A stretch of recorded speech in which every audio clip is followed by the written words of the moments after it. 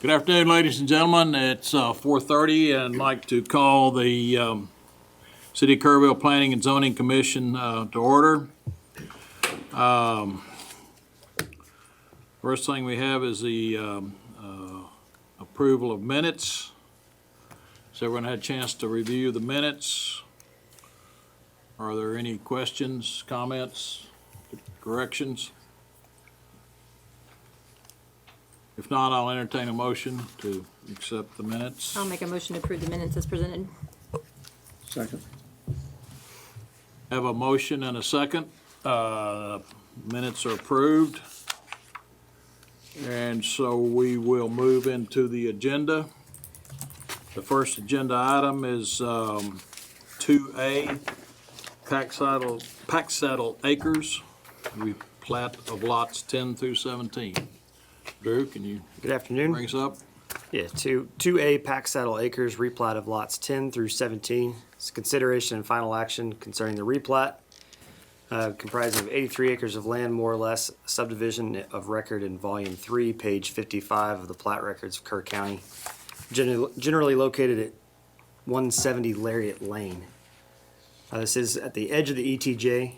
This has gone to the County Commissioners Court as well, and they've approved the replat.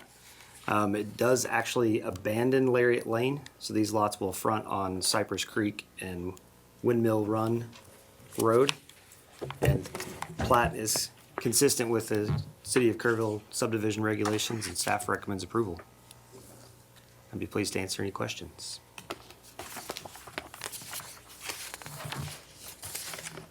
So, the Lariat Lane, that's, as named, will be abandoned. Where will the entry be to the property? There's as platted, you see Lariat Lane coming through those lots. And they're rotating those lots so that the four of them will front on Cypress Creek, and the remaining lots will front on Windmill Run.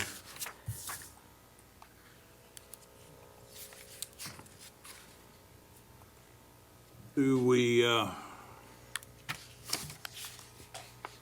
anybody that wishes to speak? Yes. I'm Don Vogel, the surveyor for the project. And we have been to the Commissioners Court, but it's just to set a public hearing. The county requires, for a revision of plat, they require a public hearing. So it's set for June 24th. And they'll open the public hearing, and then if no one speaks or if it gets over with, then the next item is to approve it. And this is one that we, for some reason, have to go to the county and the city. And at the time, they may change that, but, so this is, I've had it delivered to Charlie Hastings, the county engineer, and he's given me his comments. And what I told Steve and Drew is that once I get from them the final project, what they want, I'd give it to y'all and make sure that it's still the same as what y'all have seen today. The four lots that front on Cypress Creek Road are gonna, the two on the west end are gonna share a driveway entrance, and the two on the east end are gonna share a driveway entrance. That's what TxDOT's requiring. And the other 5 lots, we're gonna front on Windmill Road or else Green Oak Lane. The southerly ones will float on Green Oak Lane, but it's already existing dedicated public roads. And we are gonna abandon Lariat Lane, because it's never been built. It's locked off. It's a public road, but it never was developed as a road. And so the person that bought it decided to just change everything around and abandon, not build that road to sell his lots. And he figured out a way to put all the lots on existing roadways, which what we've done. The one thing I need to run by y'all, the county calls replats revision of plats. And the city calls them, and the state law requires it to be called a replat. So when I was at the meeting that set the public hearing, Jonathan Letts said, he's the county commissioner for this precinct, would y'all be willing to call it a replat / revision of plat? And There's no issue with that, that's fine.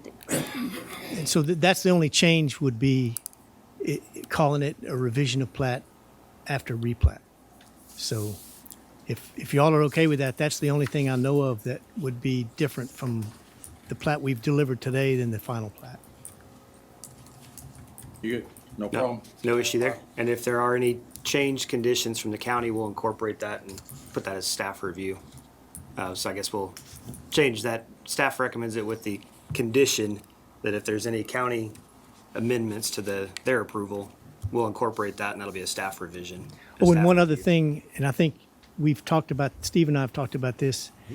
I just assumed since it was out in the county that 911 would supply the addresses, but I think it's gonna be a joint effort. We'll coordinate with 911 to make sure we're, should I put both certifications on there? One for 911 and one for you, or just yeah, yours? that'd be fine. Put both of them on? Okay. That's just, they'll work together and we can figure that out as far as addressing. I said, inside the ETJ and the city limits, the city is the authority for addressing. Outside of the ETJ, it's 911. And as you can see here, we're splitting the ETJ, so it'll be a coordinated effort regardless. Y'all have any questions or? Yeah, I got a couple. So at some point in time, it will be incorporated, that's what the ETJ is about. This would be incorporated in the city. Potentially. I mean, if the city grows that far, I mean, it could be, but it's about a mile from the city limits currently, so got a lot of land to get there. But it's a mile from the city limits from Interstate 10. You know, when they annexed Whiskey Canyon on Cypress Creek Road, it's probably Right. 4 or 5 miles. So it may be a long time before it's annexed. Right. But we're getting everybody's approval either way. Thank you. Just for information, when you say text dot, is it a requirement or is it what they will allow that you have a shared driveway? I would guess it's a requirement because, Minimum requirement? yeah, because they don't want a bunch of Right. driveways accessing it. So the developer worked this out with Marshall Heap before I got involved, and they agreed to make 2 access points for 4 lots so that they'll both turn off the highway and then go to their own lot. Right, yeah, okay. Yeah, and that city fires have that as an ordinance too, or as a No, it's not a area of interest? It's not a requirement from the city, but since it's text dot right of way, they control the access points and it's fine with city staff. Right, yeah. Yeah. Well, I'm assuming it would be fine, and I'm looking for, yeah, that makes sense. No issues here. Anybody else have any questions? Thank you, Don. Thanks. So, we have public hearing? No public hearing on the plat. All right. Do I hear a motion? Make a motion to approve as presented with any revisions from the county. Okay. A second. Have a motion and a second. All in favor? Aye. All right.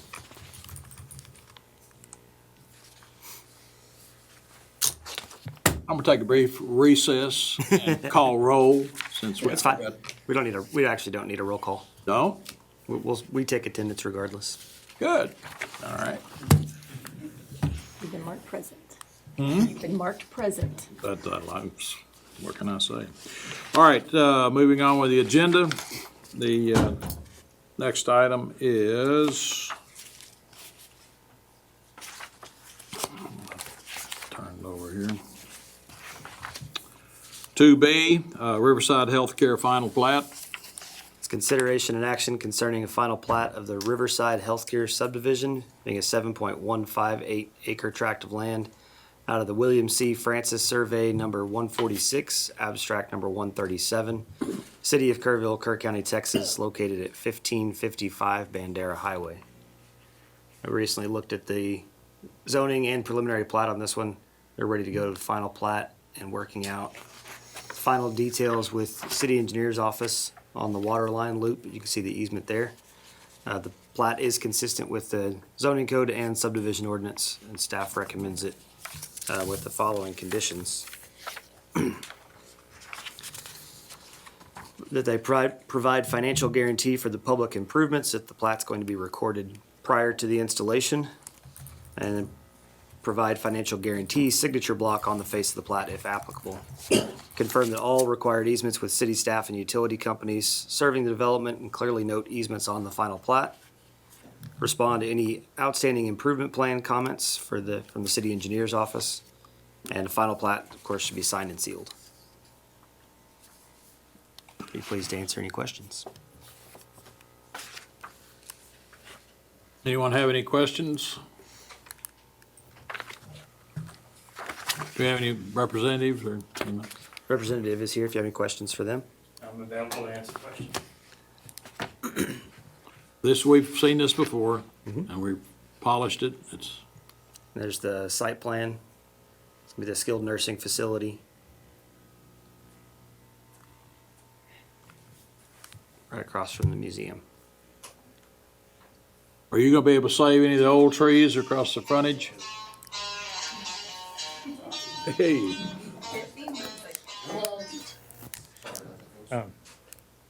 Yes, we're working on a grading plan now to save the trees. Certainly, one of the conditions is making some adjustments to the drainage easement. We're trying to save all the trees on the eastern boundary, and we're also going to put some pockets, some islands, and some tree wells to save trees along the front, street frontage as well. okay. Having grown up in Lubbock, trees are sacred objects to me, so that's whether. Yes, sir. Much appreciated. Right, thank you. Okay, any other questions? I'll look for a motion, please. Motion to approve. Have a motion, we got a second? I'll second. Motion and a second. All those in favor, raise your right hand. It's approved, moving forward. Okay, agenda item C, 2C, Ridgeland subdivision final plat. Consideration of final action, final plat for the Ridgeland subdivision. Yes, sir. A 33.81 acre tract of land situated in the Samuel Wallace Survey number 113, abstract number 347, as conveyed to the city of Kerrville in record volume 1077, page 351, the official public records of Kerr County. This is a proposed 134 lots residential subdivision designed to meet the more affordable housing price point. This is development agreement with Lennar Homes in the city of Kerrville. This is at Olympic Drive and Loop 534. Here's first half of the subdivision. And there's the second half. And conditions, recommended with conditions, I'll go through these real quick. Provide the financial guarantee for the public improvements if the plat is to be recorded prior to the installation of any public improvement installment. And then provide the guarantee signature block on the face of the plat. Resolve any sidewalk installation scope with city staff on Olympic Drive and frontage on Veterans Highway, Loop 534. The stormwater condition has been resolved. We did get the floodplain and drainage flood study taken care of. Confirm all required easements with city staff and utility companies, K-Pub, city sewer lines, water lines, etc. on that final design, and clearly note the easements on the final plat. Respond to any outstanding improvement plan comments with city engineer's office. Provide a note on the plat that the park fees shall be paid at the building permit in lieu of parkland dedication per city ordinance 9110. And of course, final plat shall be signed and sealed by the surveyor. And with that, I'd be pleased to answer any questions. Anyone have any questions? Expand on number 6. When you say provide a note on the plat stating that park fees, So the parkland dedication ordinance, they have the option of paying at the time of recording the plat or recording per building permit. So they're going to defer to the paying those fees at the time of applying for building permits. For each individual lot? Mm-hmm. Kind of fees that looking like? I do not know off the top of my head. The amount is the same either way. It's either paid for the entire subdivision at once or per lot. But it sounds like this is getting passed on to the buyer. Well, it'd be to the builder, Okay. yeah. So it's with the building permit application, so.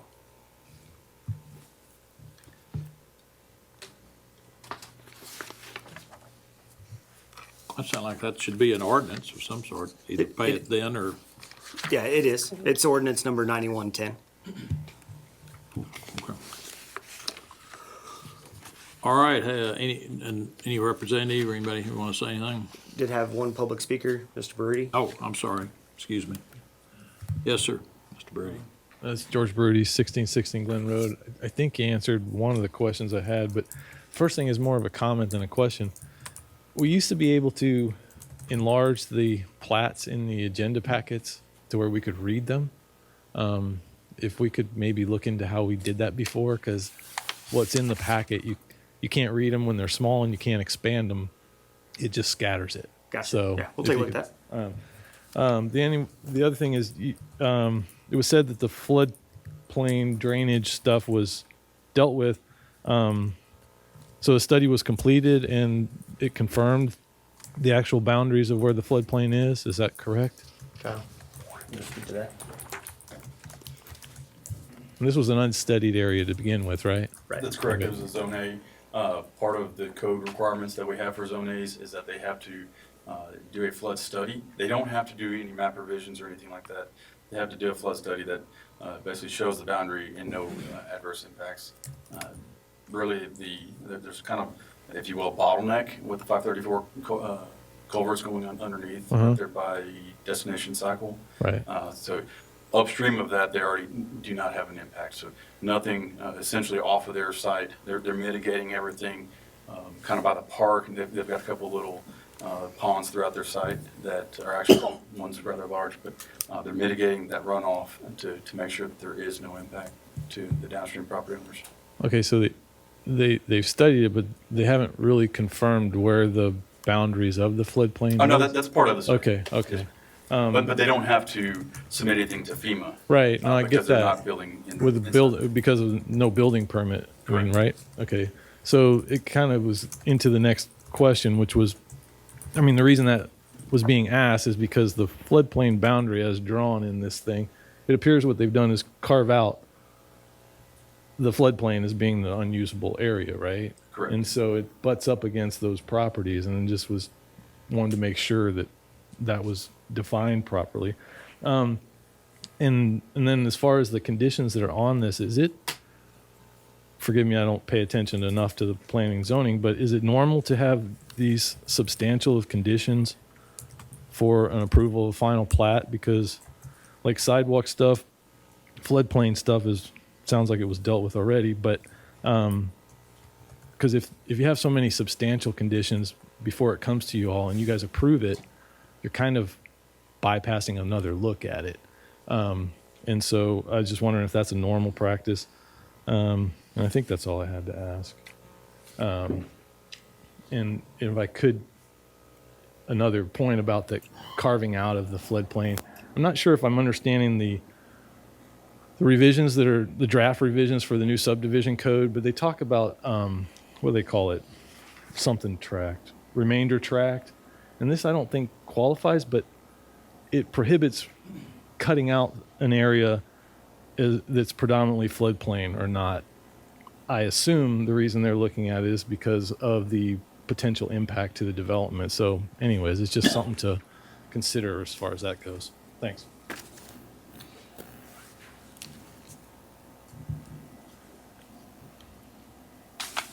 Well, Mr. Brady, in response to that, when of course, we've looked at this plat, this is the third time. And the issue of engineering and of conditions and whatever else have been brought up several times.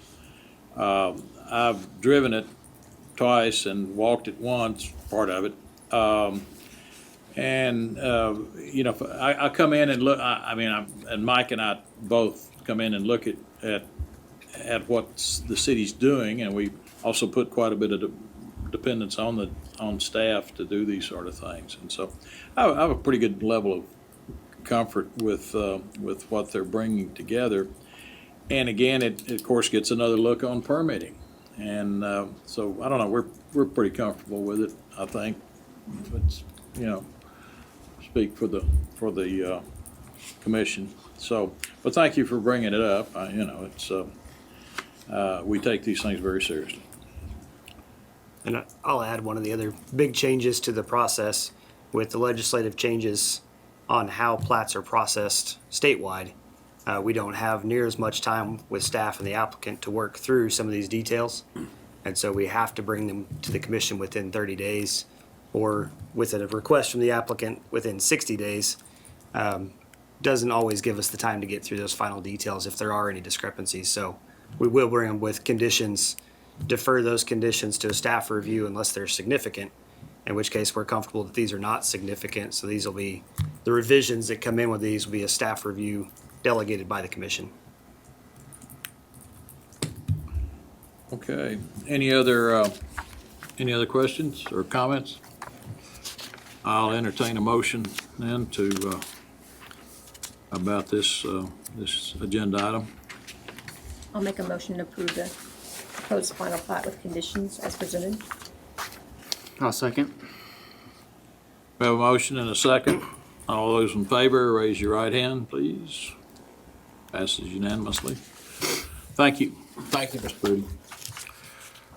Okay, 3A, zoning change request. BDD 2029, whatever. Drew? This public hearing, consideration and action to recommend an ordinance to change the zoning from PDD 20-09 Planned Development District to R1's residential or single-family residential on Lot 2A, Block 1, Martin Edition, located at 3008 Riverside Drive. This is the back portion of one of the lots of the Martin Edition that was incorporated into the Planned Development District for Martin Landscaping. And they've replatted this portion to be a residential lot fronting Riverside Drive. And the adjacent properties, skipped right past it, are zone R1 down the rest of the block of Riverside Drive. The staff recommends approval of the case. I can answer any questions before or after public hearing.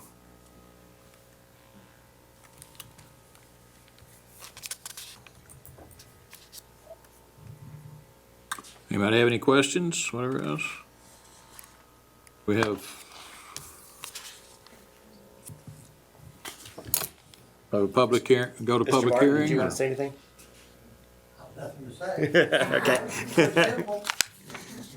You have to just realize that 3001, 95% of that is utility for the force main.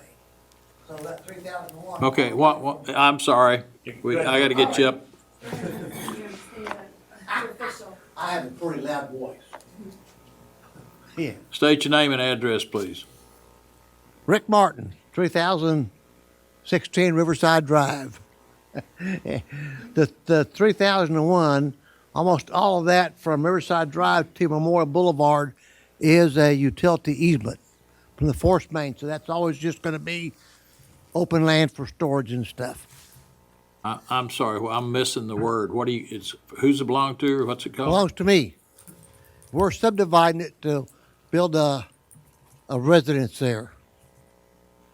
Yeah, you calling it a utility easement? No. One next to it. No, on the other side of that, from this new, where we want to subdivide, from there all the way, that whole section of 3001 is all utility easement. That's always just going to be open land. Okay, I'll speak to what Mr. Martin's talking about. Thank We you. have a 100-foot easement on the western portion of that property for the Burkdale force main. And so that's what he's alluding to. There's no structures that can be built over top of that. right, yeah, okay. That's just a I'm hearing easement and I'm hearing, Well, yeah. okay. Yeah, Mr. So, Martin's own property, city. The city 301, right, okay. Yeah. And you own that one, 301? Or you own the other one? We own, All three. we own all that. Okay, all right, I thought so. We're just taking a section out for a residential lot. Great, okay.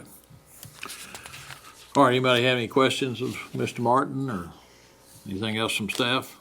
Go ahead and open public hearing. All right. I will now open a public hearing. If there's any speakers. Are there any speakers? We have hearing none, close public hearing. And Any other comments?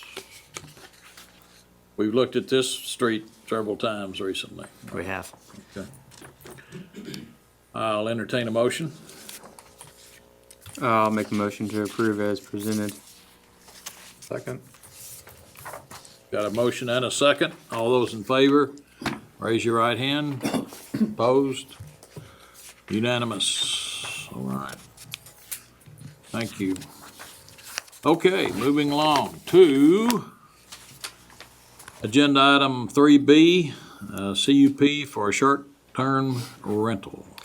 It's the public hearing and consideration and action to recommend a resolution to allow a conditional use permit for a short-term rental unit on Lot 2, Block 7, Lowry Edition, more commonly known as 205 Starkey Street. And with that, I will go ahead and turn it over to the applicant if you want to introduce the project. I'll wait until the public hearing. Okay. Yeah, that's fine. There's the survey of the property. Here's a picture of the front of the property. Starkey Street has no curb and gutter. As you can see, they moved the front yard to be also gravel parking to cover the 4 parking spaces required. As requested by the Planning Commission, here's a list of local amenities that are nearby. And here's the recommended conditions. The project is consistent with the comprehensive plan since it's not a change in zoning and just a conditional use permit. I'll list of conditions here. These are our standard list of conditions recommended for a conditional use permit. That they be required to post the guest notification, the owner or operator, in a conspicuous place within the rental. The occupancy taxes are required to be paid according to Chapter 94. They'll have to sign up for that account through our third-party collector. If they choose to put a sign on the property, this condition is similar to a customary home occupation signage. Minimum off-street parking is one space per bedroom plus 1 for the off-site manager. And they are able to provide those 4 parking spaces in the front of the property. Maximum occupancy of 10, however, the owner can restrict that below 10. And then, of course, any other zoning regulations supersede these. So staff recommends the case for approval. I'd be pleased to answer any questions before or after the public hearing.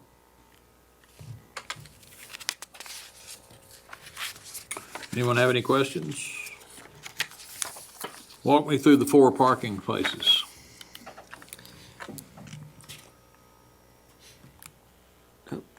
So the current driveway is 2 cars wide. Again, Starkey Street does not have curb and gutter. So they've improved the yard, providing a gravel parking adjacent to the concrete parking lot, so that they can easily fit 4 or more cars within the property line. And not in, Can you point out the property line is that at the end of the gravel? roughly, I mean, I can't say exactly, obviously, without the survey. So you're counting those 2 in the front and 2, yeah? Yes. Where the rock is Yeah. on either side of the trees. Yes, sir. You get your shot, don't worry. Okay, all right. Any other questions? So if that's being used for additional parking and there's no curb and gutter, is there anything that contains the gravel on the lot when people are pulling it in and out? If that's going to be used for parking? Defer that to the applicant. I believe there Go ahead are. and come up to the microphone. We honestly did not install it. It was done by the builder before us, and so, but I believe there's edging down on the edge. Name and address. Sorry, Carrie Wilt. We own 623 Water Street. We own 201 Starkey Street and 205 Starkey Street. And your residence? My residence is 398 Cave Springs Drive in Hunt. Thank you. Yes. Go ahead and finish what were you saying about the gravel? I believe there is, at the edge of the black, I believe there's like a gutter guard underneath, but if there's not, we're happy to install something that would make sure that it stays in place. They are large rocks. It's not the tiny ones that rock off also. Mm-hmm. There's a total of 4 spots required for this. Yes. How many can fit in the driveway, 2, or is it I can't tell. If it's too wide, then it could probably fit 4. Yeah, Yes. 2 in the concrete drive, and then, of course, the Two on either side. gravel parking is, Okay. Okay, all right, so, okay, go ahead. Just hold what you got, this one, okay. Anything else? No. From you? All right, so I can close this hearing and open the public hearing? Mm-hmm. All right.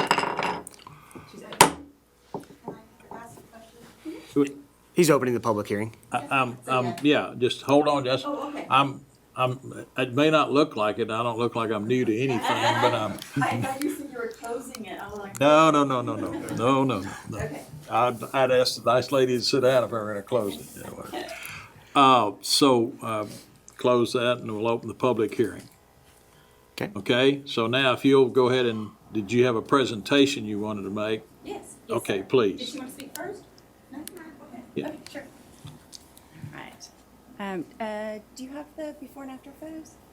You already passed them. Okay, I just wanted you to see them. So good afternoon. My name is Carrie Wilt. My husband and I are the biggest fans of Kerrville, the owners of Grape Juice, Well-Tended Life Properties, 201 Starkey Street, which was granted an STR permit last year, and the new owners of 205 Starkey Street. Just over a year ago, 205 Starkey Street was a long-term rental owned by someone who didn't live in Kerrville. It was falling down, unsafe, filthy, and an eyesore to the neighborhood. The smell and the stench of drugs that permeated the walls was nauseating. With the help of the Zunkers, this house has been fully restored and is now a shining star on Starkey Street and in the Lowry subdivision. And being just steps from the Kerrville River Trail and other tourist attractions, we believe its new lease on life is best used as a short-term rental.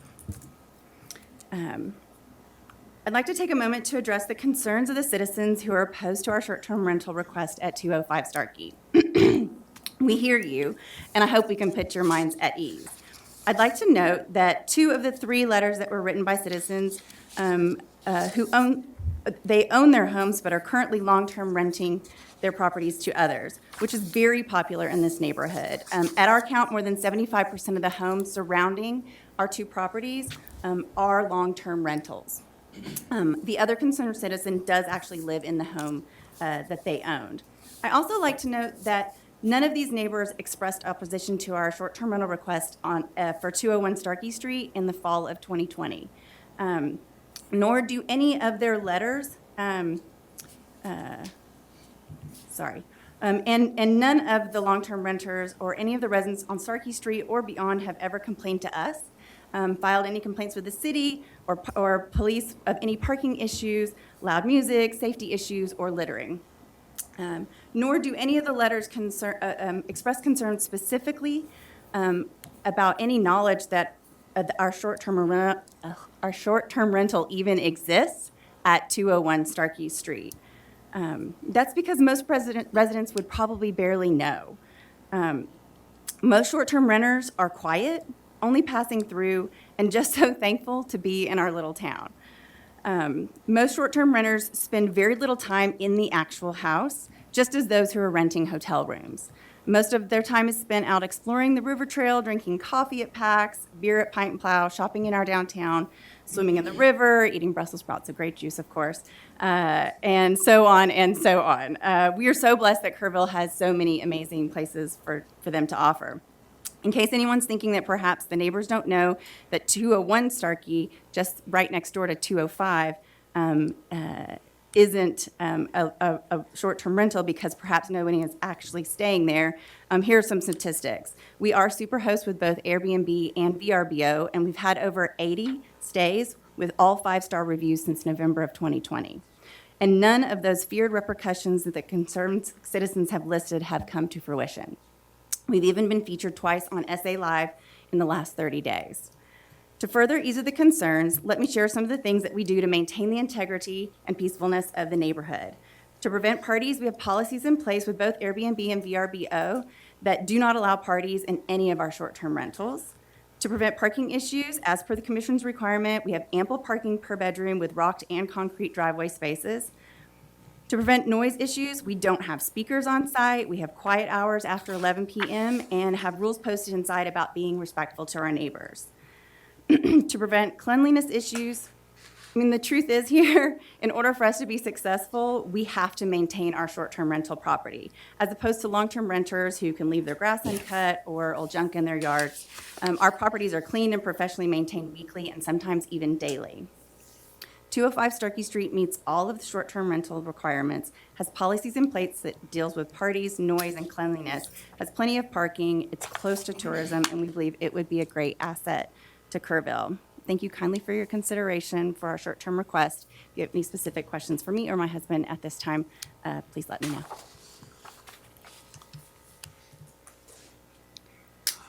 Thank you. You're welcome. Okay, did you have a question? Yes. Would you, Yes. please? And state your name and address for the record. Okay.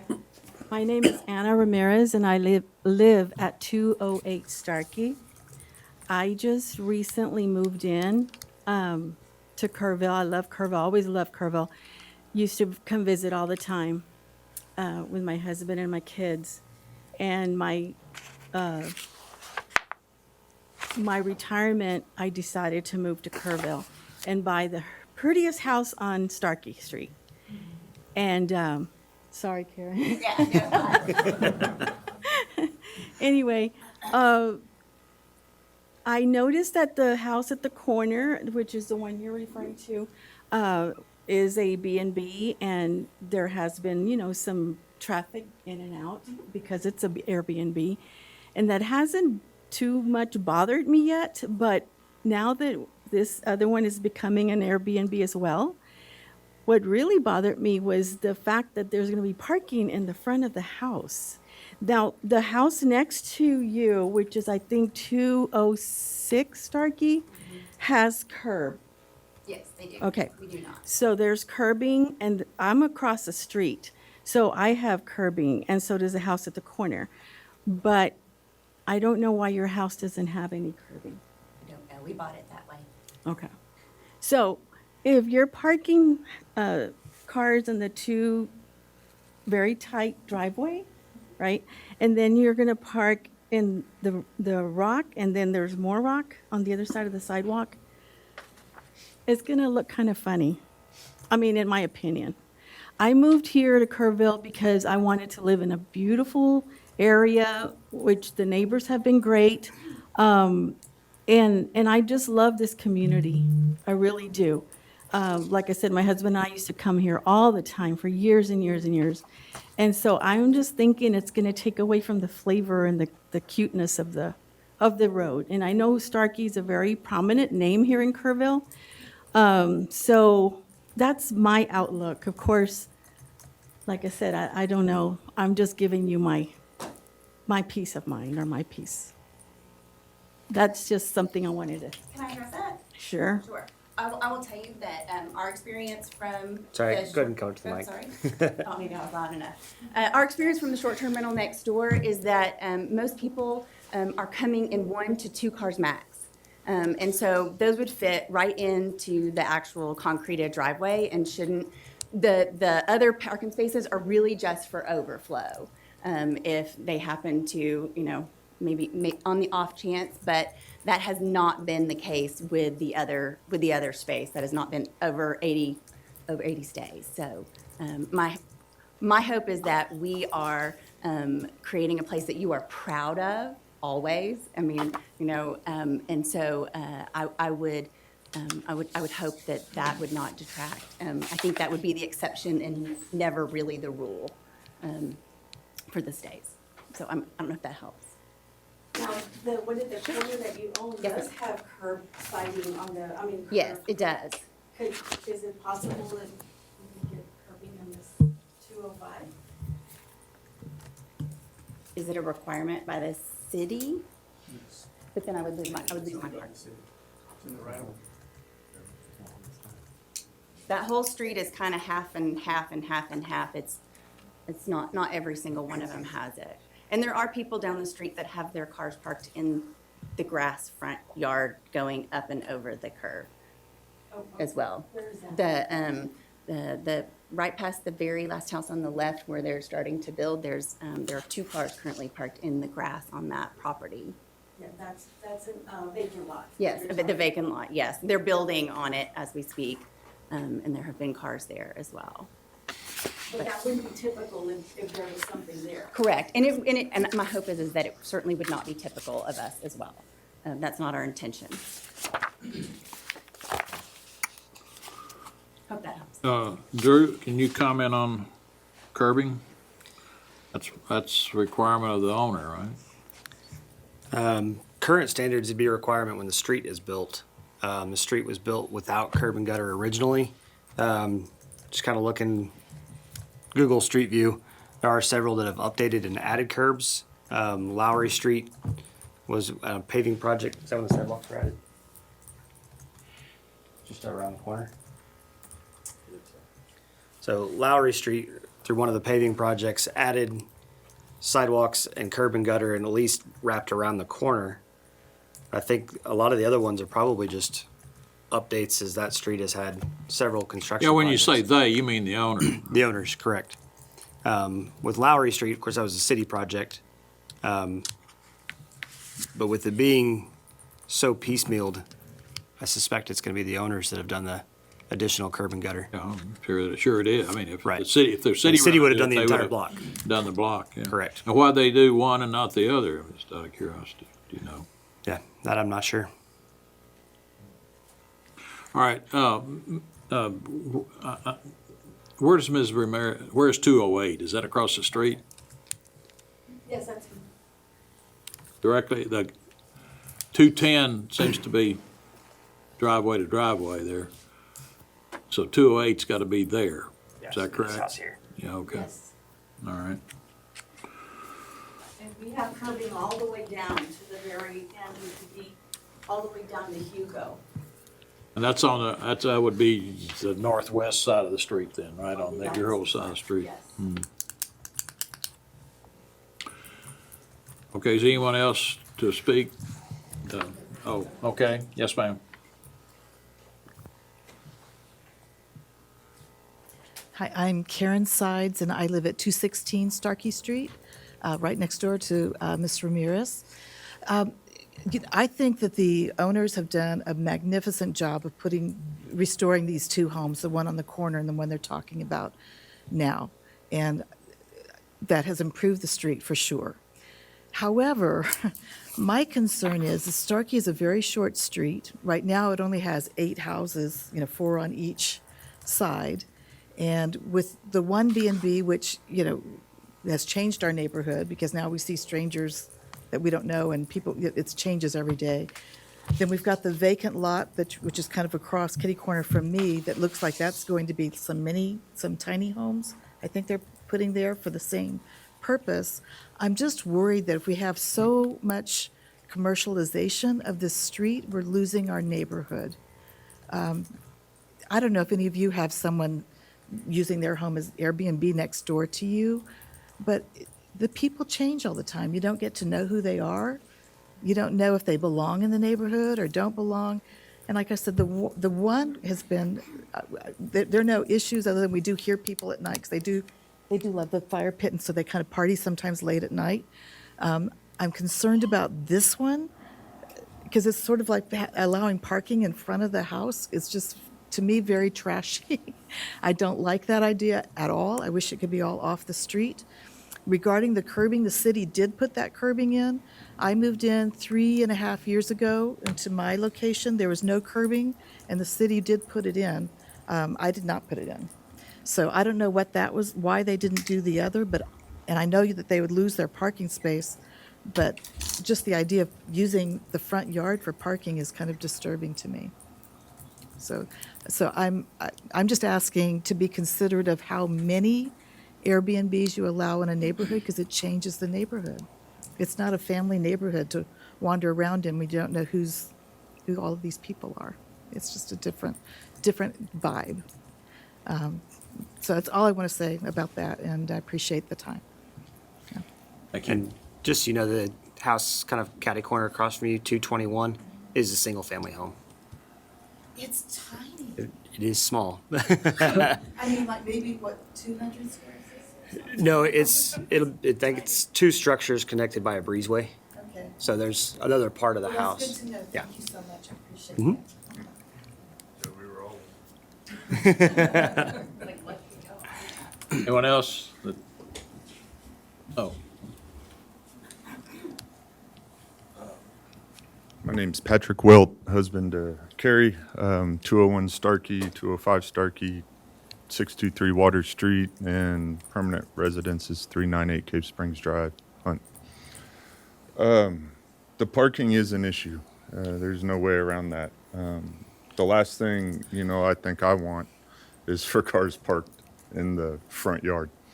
As I was sitting here thinking about it, our goal for this house is to focus on it being a 2-room bedroom house. Okay, we'll be able to sleep up to 4 people in those 2 rooms. Each one has a king bed. We've got another room we're still looking at options at, whether it's playroom, but the size of it just really isn't compatible to what we're working on. So with that being said, I believe we need 3 parking spots at the most, 1 for each bedroom. That's correct. And then 1 for a manager, off-site manager. That's right. Sorry, I thought it was a 3-bedroom house. We can definitely get 2 in the driveway. We've proven that with photos. We do have some space, I think, between 205 and 201 Starkey. It's not much, but it's enough that we can come in. It is currently rocked like the front yard is, but I do believe we can maybe get a vehicle in there. If not, definitely look at it, sir. talking about on this side. Yes, sir. Okay. And that in itself, I think could ease the burden of putting cars in the front yard. I personally, as a homeowner, don't want to put cars in the front yard if we don't have to, okay? But I also know that what we're trying to do with the house and the size of the house, we shouldn't have more than 2 cars at any given time anyway. Well, it's good to be clear that the 3 at the max. Right, absolutely. Looking at the picture, I mean, it's been presented as being, you can get four cars in that driveway. I don't know, looking at this picture, and again, I got a shadow pattern there and whatever else, it looks like you've got a parking spot and a half there, whatever else, and so. And where's that again? Driveway. And the driveway, the car, you got the picture, it's up now, you guys can see the picture, right? 205, and so there's a car in the driveway. Right. All right? That looks like that car is pretty much taking up the width of the driveway. Correct.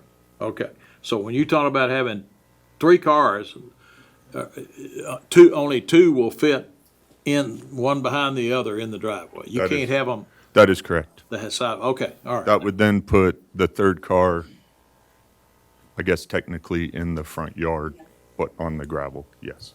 All right. But okay, so you could, yeah, And I'm proposing the other side of the vehicles between 205 and 201 that we Right. find Okay. an Okay. additional, I'm guesstimating there's an additional 7 feet, 6 to 7 feet which of looks, rock. and looks like the driveway's 10 feet wide or so, I mean, just. Yeah, 10 feet, 11 inches to be exact.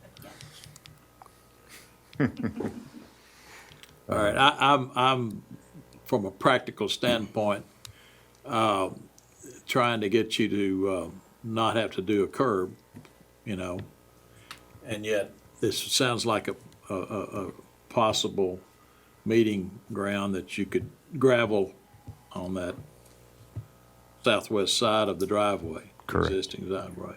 Correct. And then you have 2 side by side. Yeah.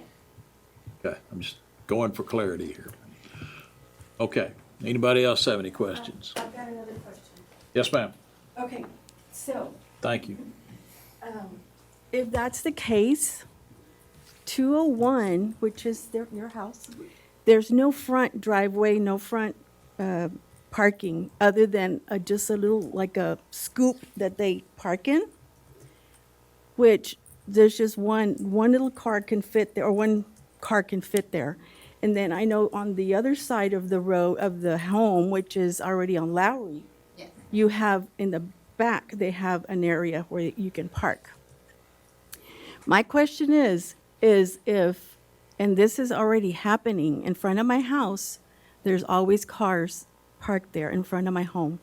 Now, if there's a weekend when I want to have company come over or family come over, I haven't had any because of the COVID.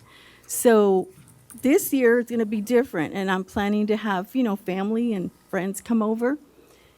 If there's cars parked, because y'all already have contractors, and I know that's all going to go away, they park in front of my home. And so that, I'm just afraid of that again because they're not going to be able to have enough people in parking in their home. So, And these cars are who that are parking in front of you? Do you have any idea? I mean, they're contractors from the home that that they have renovated so far. don't you think that's a finite situation? The Yes. contractors will be Yes. done and whatever? But the thing is after it's being rented, the short-term rental, will they just assume they can park in front of my home? That kind of thing. What happens if that's the case? Then I need to go talk to them and tell them, please move because I have family coming over? Give me that real quick. Okay. That's the guest notification that is required to be posted in the home. Part of that does state that they're not supposed to park on the street. They're supposed to park in the driveway. Obviously, there's enforcement to that, but that's part of the requirement with that notification and with the conditional use permit is that guests are required to park in the driveway. So they know that? Yes. Okay, that's posted to them. Okay, well, that's a good. Well, they may not know it, but it. They will. If we learn anything, you can put a million signs up and sometimes people just don't know. Exactly, Do yeah. what you ask. But if there's ever an issue, you're also welcome to always text me, even with the current house. I'm happy to give you my telephone number, and if you have any issues, we will resolve it right away. We also do immediately, we're very communicative with our guests, and we do tell them specifically where to park, where not, and even where not to park. Like, they need to park on the side of the house, on our current one. So we will be doing the exact same things and doing our best to ensure that we do preserve the neighborhood and we do preserve the integrity of it, and that you do feel safe in all of this. So, Okay, thank you so you're much. welcome. You had someone else to speak? Okay. George Broody, 1616 Glen Road again. First, let me say I don't really have a dog in the fight here. Generally speaking, I would be supportive of granting this particular CUP. My comments are more general regarding CUPs and short-term rental CUPs in particular. There are essentially two expectations derived from a particular land use being zoned conditional in the land use tables. The first is that the land use will not be denied outright, but there is always going to be some conditional or some condition or conditions that you can apply, you being the commissioners here, that the land use would be permissible in that location. The condition or conditions that is to be applied will be above and beyond what is already required for a particular land use in zones when it is permissible by right, and condition will be location specific.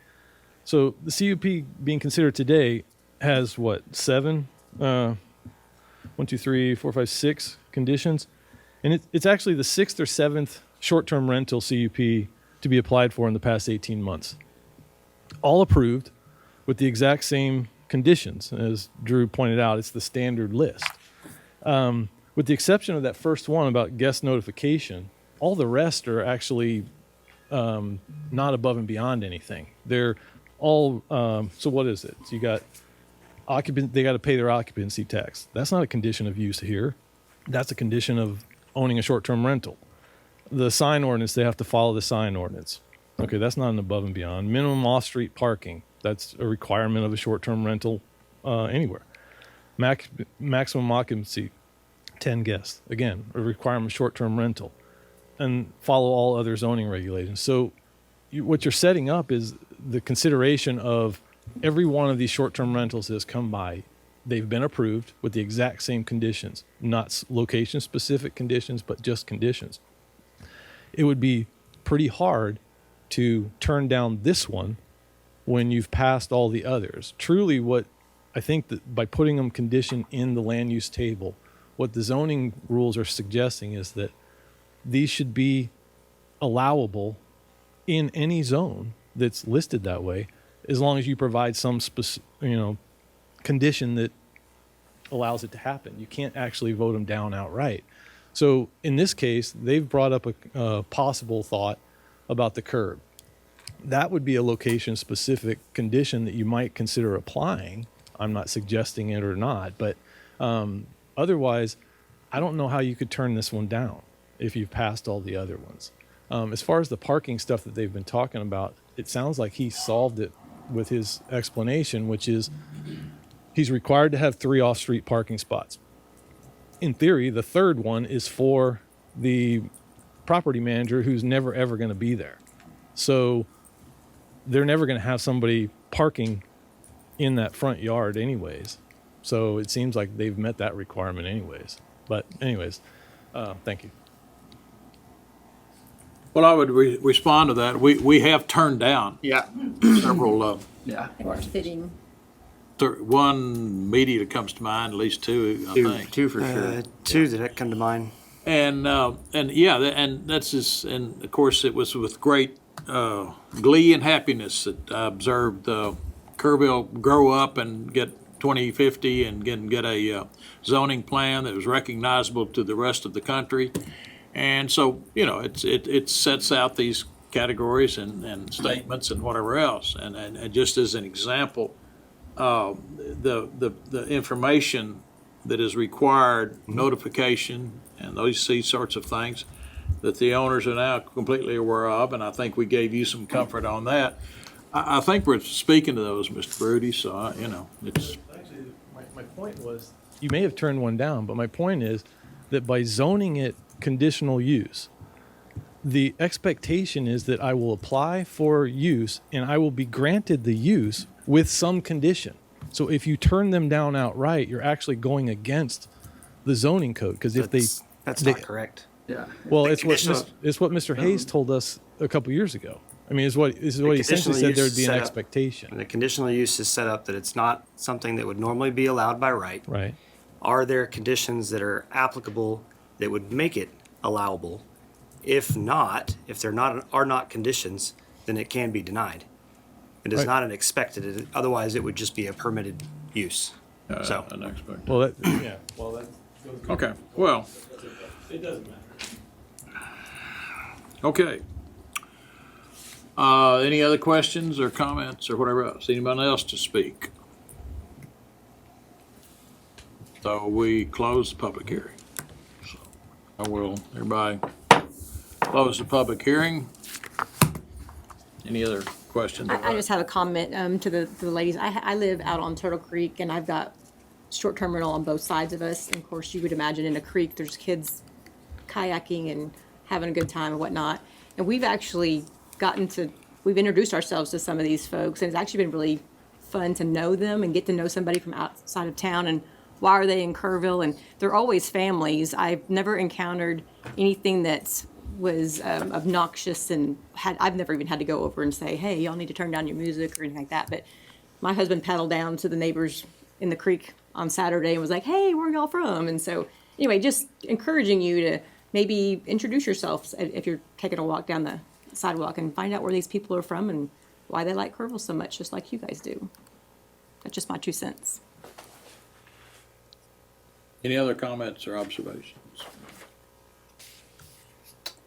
All right, if not, I will entertain a motion.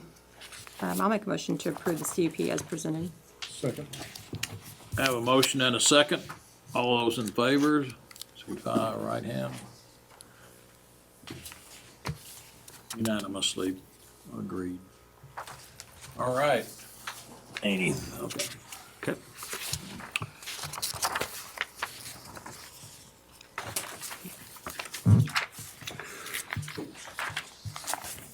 3C. 3C is annexation and zoning. This is public hearing, consideration, and action to recommend an ordinance for the city of Kerrville to annex into its incorporated city limits with a zoning classification of R3 multifamily residential for the approximate 5.556 acres of land, including the adjacent roadway consisting of the property generally located at 160 and 170 Lehman Drive. And with that, I'll turn it over to the applicant who has a presentation. Mr. Miller?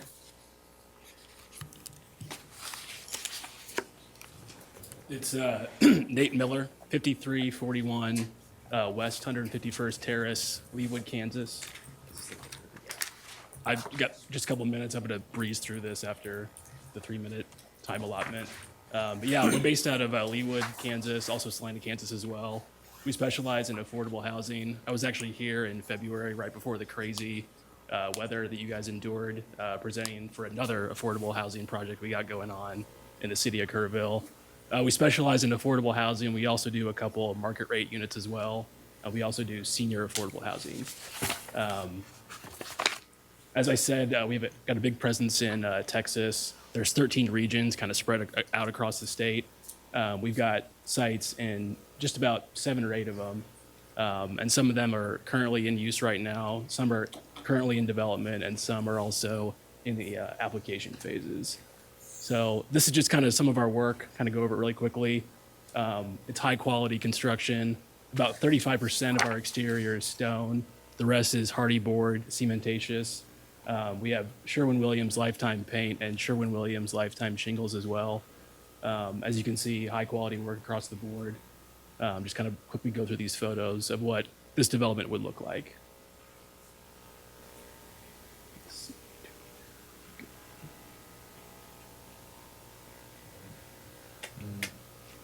Didn't realize I had so many pictures.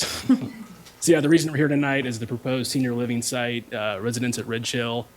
We found out in July of 2020 that we received funding from the Texas Department of Housing and Community Affairs. As it stands right now, it's 60 units of affordable senior living, 2-story building, 48 units, and 12 market rate as well. And those are the rents on the screen as well and the amenities that we're offering. So the area in question, that white area on your screen off Lehman Drive, the city limits are just across the street. And that portion of Lehman Drive that goes all the way to Sidney Baker, most of that is city limits. However, there's a small section, kind of where the panhandle is on this exhibit, that came into question. We weren't sure if it was county or privately owned. And we engaged with MDS Land Surveying, who came out and met with the city of Kerrville a couple months ago and kind of put to rest any uncertainty about who owns and maintains that part of Lehman Drive. Thankfully, how it stands right now, that panhandle part abuts the city limits as far as the area that the city of Kerrville controls. So naturally, the annexation is an easy fit and something that we want to do. And it's primarily so that we can tap into the city utility services, water, sewer, that sort of thing. And in all likelihood, this is what the product will look like when it's finished. This is the residence at Arbor Grove. This is up in Arlington, Texas, kind of close to the Cowboys stadium. And that's all I got. I can answer any questions. Is this the lot that's already been some clearing on it already? You know, I drove by today, and I was also here in February, and it didn't look any different, so I don't think much has happened yet. But recently, like in the last I think year, it was- 2 years? I think it was about 2 years ago. Okay, Yeah. somebody's moved some dirt up there, okay. And we're in Yeah. the process of closing with our investor. It probably won't happen until August or September at the earliest. And once that happens, we can start construction. And usually that's a year. And after that, it's usually 3 more months. So at the earliest, we're looking at late 2022 for people to move in, but it probably will leak into 2023. So This is one where you could use a topo, because I have the same, I drive that street all the time, and it's, yeah. You're giving away quite a, it's a 5-acre tract, so. Yeah, it's about 5.5. density is- And you're gonna be 3-story? 2-story.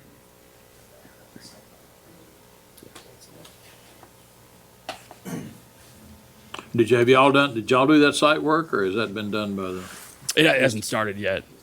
Somebody else cleared that, Yeah. the current owner cleared. Well, it's more than just clearing. Well, yeah, they moved some dirt. and whatever else. Yeah. Yeah. We can't do anything construction-wise until we close with the investors. Well, That won't be till August or September, so. Okay, so. Martin, can you go to the other PowerPoint?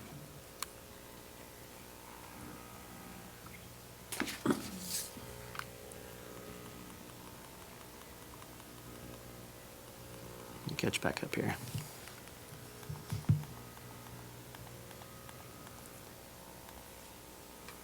So there's the site plan.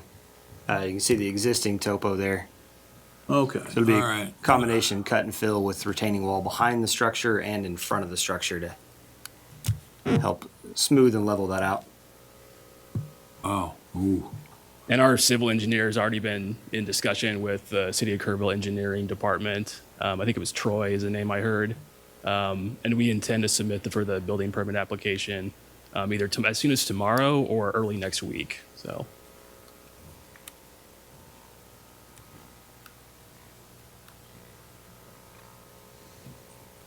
So the access will be on the sort of flatter level to the Correct, west. yeah, on the west. And then that'll be an incline and then, yeah. Wow. Okay. Mhm. Is that, is this the whole track? Okay, all right. And so the other will be left just as is? I believe so. Did y'all have any other plans for the? It's one of remainder? those things where if we want to do a phase 2 years down the road and add more units, we could, but that's just totally up in the air right now.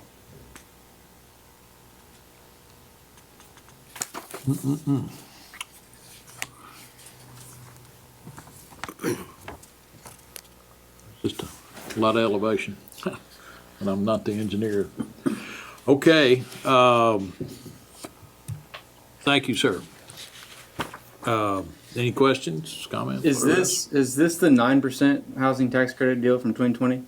Yes. Yeah. Okay. Yeah. No, I commend y'all for putting together a 9% deal in Kerrville. That's good. Yeah, we also submitted one in March, or that we'll find out if we get funding in July, and that one will be multifamily, but this one is strictly senior, so Yeah. 62 and above. Gonna have an elevator? Yes. This is the senior. That's scar tissue from the old zoning code, you know? Anyway. This property is within the strategic catalyst area number 2 of the Kerrville 2050 plan. Strategic catalyst area 2 incorporates the area around the mall and the hospital. Allowable place types include estate residential, neighborhood residential, preservation residential, transitional residential, which is your multifamily, professional services, entertainment mixed use, agriculture and outdoor tourism. So the request for the R3 is consistent with that strategic catalyst area. Of course, this has access to Lehman Drive, which is a collector street. So there's no traffic impact expected based on the level of street that it's accessing off of, which is a requirement of R3 as well. Off-street parking, of course, will be subject to the zoning code. Staff recommends the case for approval based on the consistency with the comp plan and the zoning code. I'd be pleased to answer any other questions before or after public hearing.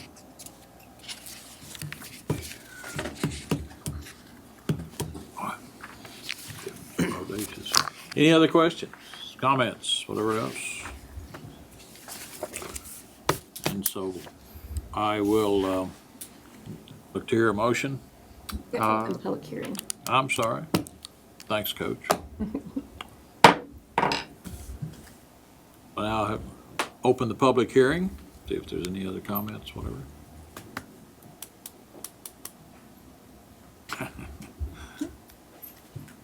All right, close public hearing. Happy? Okay. Now, I'll ask for a motion, please. I'll make a motion to approve as presented. I'll second. Have a motion and a second. All those in favor signify by raising your right hand. Unanimous again. All right, staff report. Have a workshop on June 24th to present the subdivision code to the commission and present all of the kind of policy work and the review that the code review committee did over the last year and a half, almost 2 years. Started with our consultant drafting update to the subdivision code. Of course, with COVID slowing everything down, the code review committee got a little bit of a break, and we picked back up in September of last year. Went through all 4 sections of the code, so we'll kind of present that work to the commission, give that to you to digest for about 3 weeks. We do have a regular scheduled meeting on July 1st. I think I have 2 cases so far, and 2 or 3 plats. But we don't have a meeting on 17, We do not have a meeting on the 17th. but, yeah. Yeah, got a meeting with you. The commission is not meeting on the 17th. We moved that to June 24th to have that workshop. And then we'll come back July 15th, hold a public hearing and review and discuss what you guys have studied and fallen asleep to a few times. That's about all the update I've got. What's the timing on the workshop? It's up to you guys. I was planning on 4:30, but we can adjust that since it's a called meeting. If you want to meet at a different time, Well, that's, I will not be present. I will be out of town. Okay? You thinking earlier? I'm thinking earlier. I'm thinking earlier, yeah. okay. Unless you providing beer and peanuts. So you want to try 3 o'clock? That'd be all right? Won't be able to make it that much earlier. I drive down from Fredericksburg, so it's from work, so it's not We can't deal, advantageous to be earlier Can't- for me at least. I can't deal without my right wing or whatever, Mike's right wing. Okay, so 4. Can you make 4? Okay, is that all right? All right. We'll schedule that for 4 o'clock. Yes, sir. And you anticipate it will be how long? How long? About 2 hours, maybe. Now, the code review committee, we were able to get through. Of course, again, they've been going through it. Got through it in about an hour, hour and a half. Send out a draft ahead of time. Right now, I don't have a draft. It's in legal review. So Before the yeah. 24th. Yeah, That's as soon as we can get a draft out to you, we'll. And of course, like I said, kind of presenting the highlights of what the code review committee did. Kind of an introduction for you to see it. Then you can really kind of dig in and chew on it, and we'll come back in July. Oh, So, very well. certainly not anticipating any action on the 24th. Oh, okay. So really just kind of giving you guys an introduction so it's not quite so overwhelming because as you can imagine with the technical aspects of it, building in the legislative changes from 2019, the procedural aspects of it, it's quite a bit to chew on at once. So Very well. Okay, anything else? that's all I've got. Anything else from anybody? I will entertain a motion to adjourn. I will make that motion. Oh, can you catch Mike real quick? Ask him. Damn. He's sneaky, isn't he? Okay, the meeting is adjourned. Thank you all very much. Thank you.